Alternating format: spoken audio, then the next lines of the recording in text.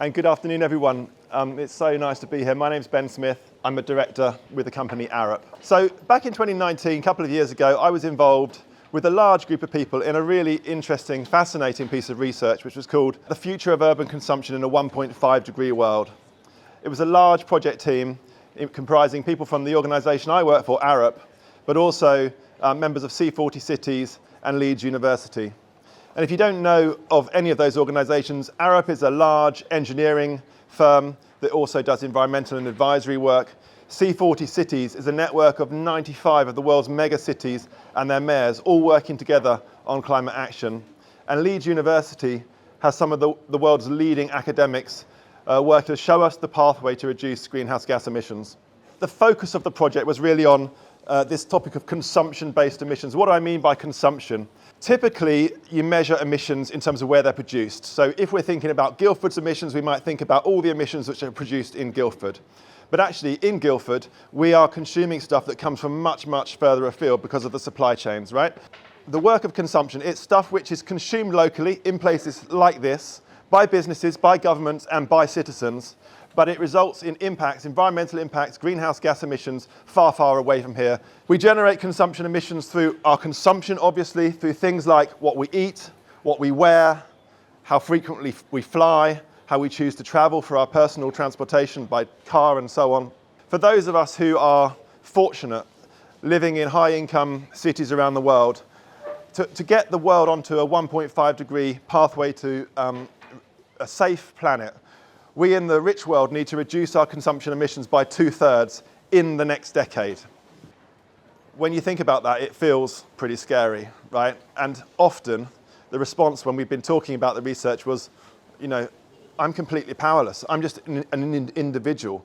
Yeah, I'm part of a community. I might, work somewhere, but if I just make a little change, if I choose not to jump in my car tomorrow, am I going to have any impact? Isn't it really about businesses and governments? Isn't it about new policy and investment from corporates that's really going to change this situation? We looked at the different interventions that would get us onto that pathway. And in the original research, we worked out what they were, and we knew of the different actors that had to work together to make that change. And yes, it is about individuals, it is about businesses, it is about governments, it's everybody. But what we didn't do in the previous piece of research is we didn't put any numbers to that.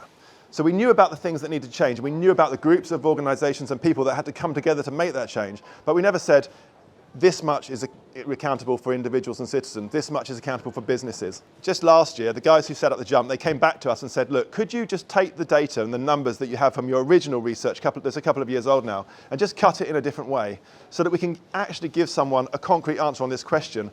How much difference can individuals make? And that is the new research that we're launching today, and it's the piece of work that's been done largely by the team at the Jump, but with support from colleagues at Arup over the last 6 months. And the headline for that new piece of research is that actually we, as individuals, can have a direct influence on 25 to 27% of the emission savings that we need to make by 2030 to avoid an ecological breakdown. So it gives us a really clear sense. That's a pretty significant number, right? 25 to 27%, just by doing the things that we know how to do and we can act on immediately. It's about changing the food that we eat. It's about not buying as many new clothes. It's about maybe not flying as much if we already fly quite a bit. It's about thinking about reducing our vehicle ownership if that's a possibility for us. Perhaps making some of the appliances in our house that we use last a little bit longer, not replace them so frequently. 25 to 27%, clearly there's the other part, right, the remainder that we also need to work on, and that is going to be largely the responsibilities of governments and businesses to drive that change. But if you think about it, we as individuals can also have a huge impact on that segment too. Because actually governments and businesses, most of us probably work in a business, some of us might go to a meeting, we can actually have an influence in that meeting to change the things that our business is doing. We can lobby our politicians. So the 25 to 27% is the things we can actually do, which we have direct control in our own lives today, tomorrow. But it's not to say we can't have an influence on the rest. And one of the things which is really important about this change and about making the jump is that it's how quickly we can make these changes if we choose to do it. We know that this emission reduction needs to happen in the next decade. It's a critical decade. We don't have to wait around for anyone else to give us permission to do these things. If we choose to go home tonight and make this choice, we can start tomorrow. you might be sitting there and thinking, well, look, I didn't go on a plane last year, so it's not going to make any difference if I don't take a plane this year.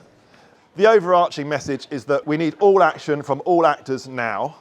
Take the action you can take as individual now. Try and influence the other actors to take the action that they need to take as well.